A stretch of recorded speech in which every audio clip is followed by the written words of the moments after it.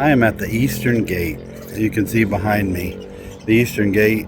Muslims call it the Golden Gate. It's a sacred place, and we're in the middle of a Muslim cemetery to get here, and you see that a bit. The Eastern Gate's significant for Nazarenes. One of Phineas Bresee had a few sayings. He said, "Get under the spout where the glory comes out." Another one was, "Get the glory down." But then the one that caught my ear just last week at PowCon, Stan Reeder said one of his sayings was, "Meet me at the Eastern Gate." Well, I'm here at the Eastern Gate.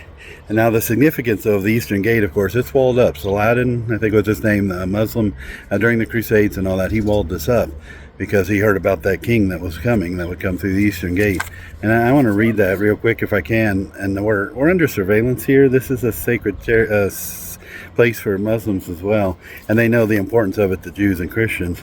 But Ezekiel 43, 1-5 says, "Then the man brought me to the gate facing east," that's here, "and I saw the glory of God of Israel coming from the east." And right over there is the Mount of Olives, and we've got the sun coming from the east. And so he brought me to the gate facing east, that's this gate here. "And I saw the glory of God of Israel coming from the east. His voice was like the roar of rushing waters, and the land was radiant with his glory. The vision I saw was like the vision I had seen when he came to destroy the city, and like the visions I had seen by the Kibar River. And I fell face down.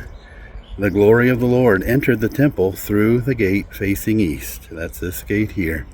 "Then the Spirit lifted me up and brought me into the inner court, and the glory of the Lord filled the temple." And that's what I think Phineas Bresee was talking about when he would say, "Meet me at the Eastern Gate." He was anticipating the coming of the Lord. He was anticipating the glory of the Lord filling the temple. But he was all about the glory. Get under the spout where the glory comes out, and then get the glory down where we get God's glory wherever we are, when we're open to Him, when we're receptive to Him, but even more so looking forward to what is promised in prophecy, that through this gate, the Eastern Gate, the Messiah, Jesus, would come, and God's glory would fill this place, would fill His temple. And of course, we know when He fills the temple, He's going to fill the whole earth.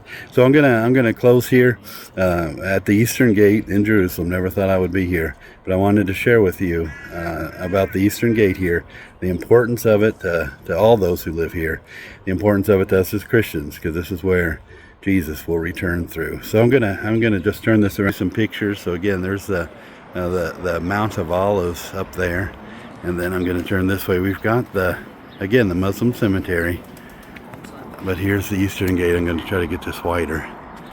The Eastern Gate, the ancient gate. And this is where, of course, let me back up a bit. This is the gate from the, if I've got my biblical history right, from the Mount of Olives, when Christ came in His triumphal entry, that He came down through this hill, and He came up here and entered through this gate, the Eastern Gate. And that's why prophecy says He'll return here. That's why we believe He was the original Messiah anyway. But from the Eastern Gate, which I can't believe it, but I'm going to say with Phineas Bresee, I'll meet you at the Eastern Gate, because we know God's glory is coming.